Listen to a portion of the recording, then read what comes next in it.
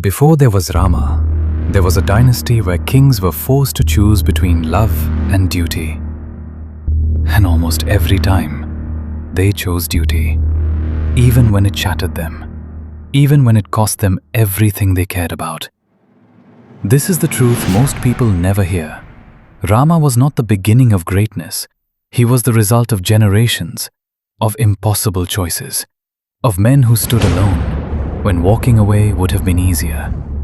And at the center of this legacy was a forgotten king, a man who ruled in silence while his heart quietly collapsed. If you want to understand why Rama never broke, you have to understand the weight that came before him. Because this story doesn't begin with a hero, it begins with sacrifice. To understand Rama, you have to go back, far beyond the moment he stepped into exile. Back before the crown, before the war, before the name that the world remembers. Because Rama was not just born into a kingdom, he was born into a system of expectations, shaped long before he existed.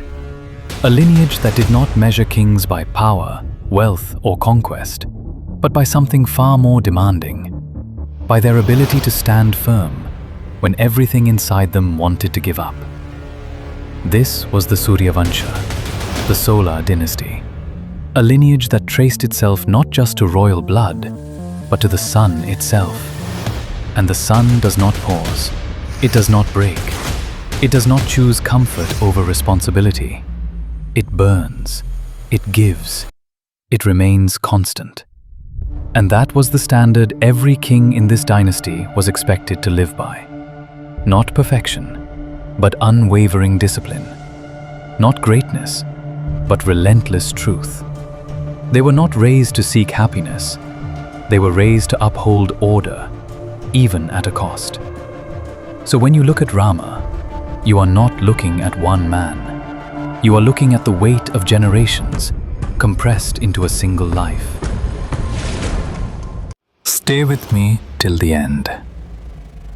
Because what you're about to see is not just a story from the past. It's the foundation of everything that came after. Long before Ayodhya became a symbol of greatness, before the names we remember were ever spoken, there was Ikshvaku, the first king of this legendary lineage. Born from Vaivasvata Manu, the son of the sun, Ikshvaku was not given a throne. He was given a responsibility to build a kingdom that reflected order in a chaotic world, to rule not with ego, but with discipline. Because the sun does not rule by force, it rules by consistency. It rises every day without fail. It gives without asking, and it remains steady no matter what. That was the ideal Ikshvaku was expected to live by. Not power, not dominance, but alignment with something greater than himself. And that is how the Suryavanshi lineage began. Not as a royal bloodline, but as a standard. A standard that demanded more from a king than strength. It demanded sacrifice. It demanded restraint. It demanded truth above everything else. And once that standard was set, it could never be lowered. Because every king that followed would be measured against the sun itself. Generations passed, kings rose, and kings were forgotten. But the standard never changed. Truth above comfort, duty above desire, Dharma above life itself. And then came Raghu, a king so remarkable that he did not just rule the lineage, he redefined it. So powerful was his character that the entire dynasty began to be called Raghuvansh. But his greatness was not built on conquest. It was built on something far more difficult: giving.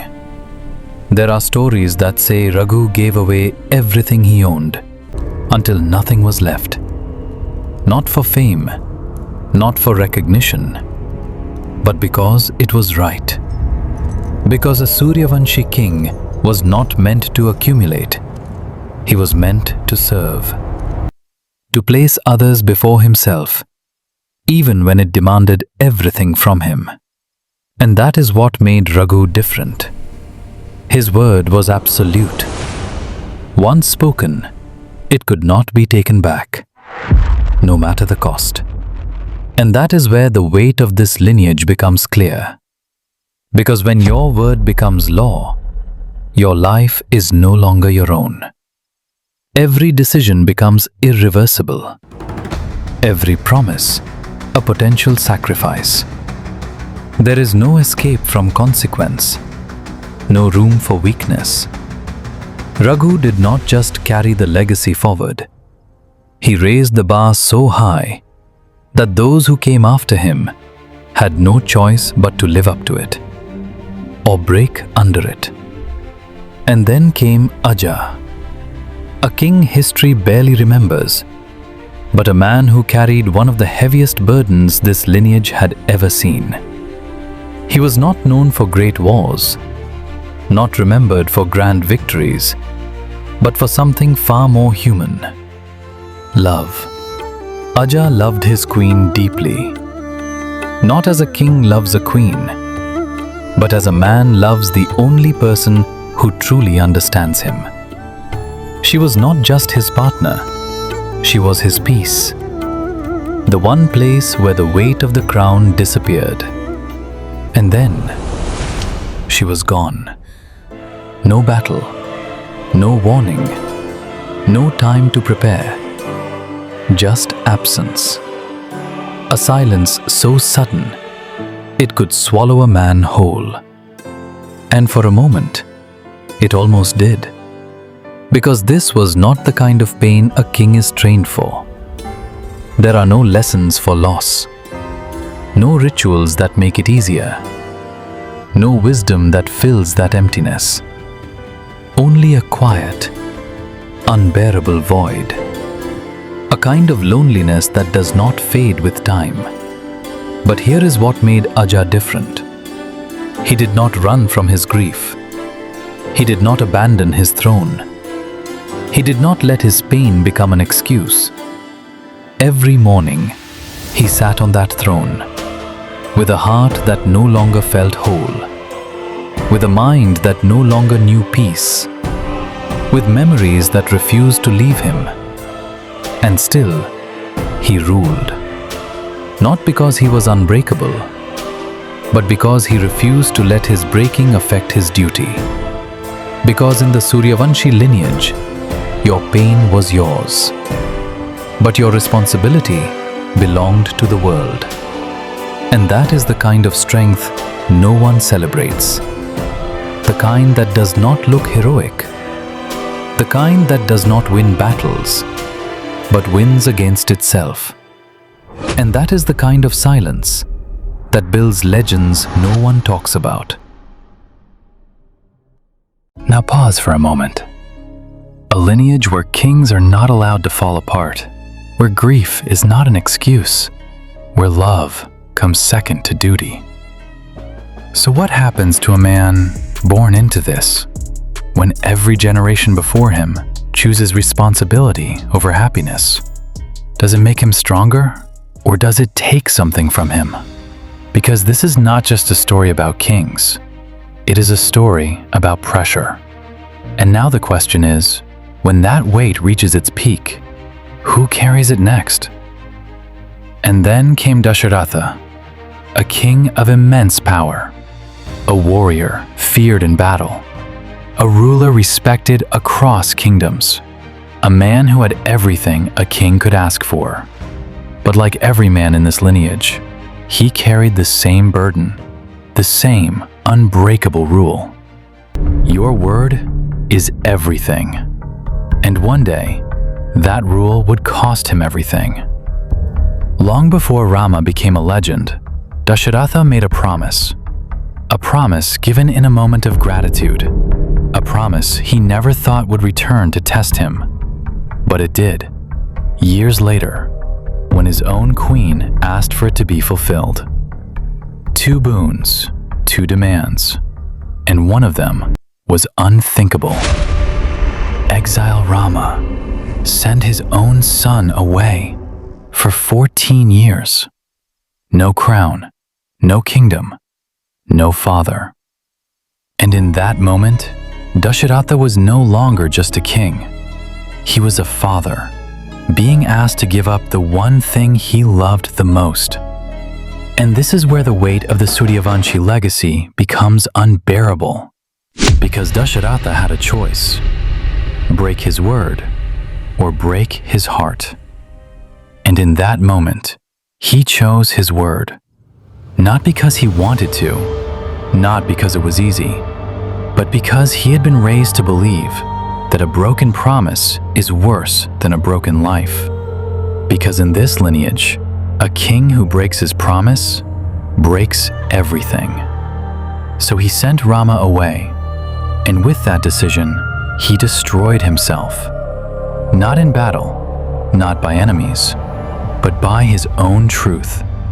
A slow destruction, one that came from within. Because some decisions do not end your life, they make you live with it. That is the cost of a promise, when your identity is built on never breaking it.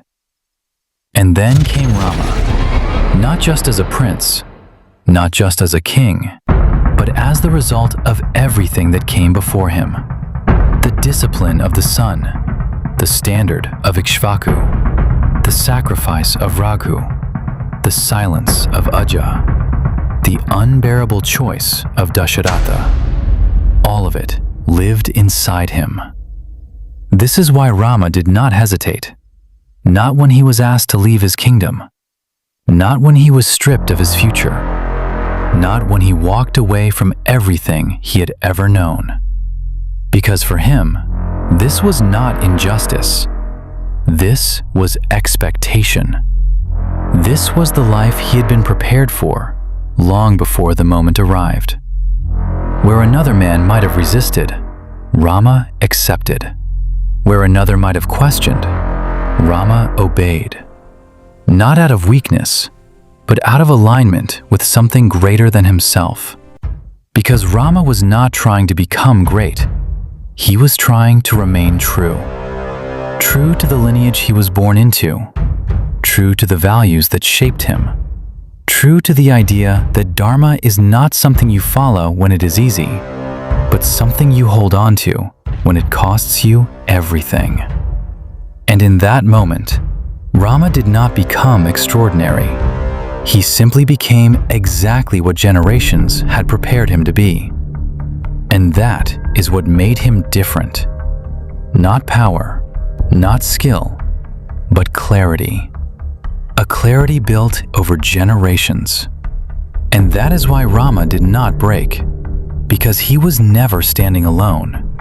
He was carrying everyone who came before him. We often look at greatness and think it begins with one person, a single life, a single moment, a single decision.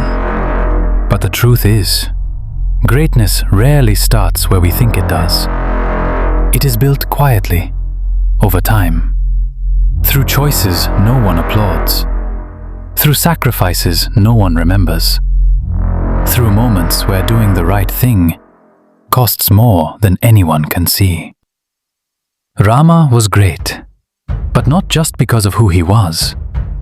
He was great because of what he carried.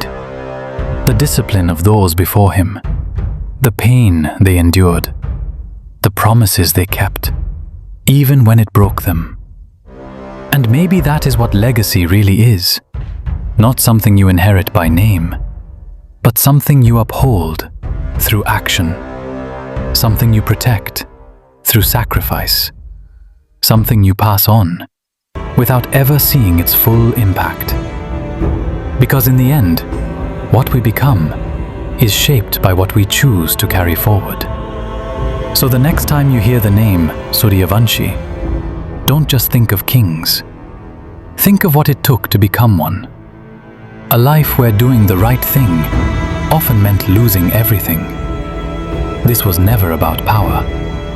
It was about standing firm when everything inside you tells you to walk away. That is the legacy Rama carried. And that is why his story still matters. Because one day, you will face that same choice. Easy or right. And in that moment, you'll understand what this legacy really means. If this story changed the way you see Rama, then you're already seeing deeper. Like, share, and subscribe to Vedic Wars. Because some stories are not just heard, they stay with you.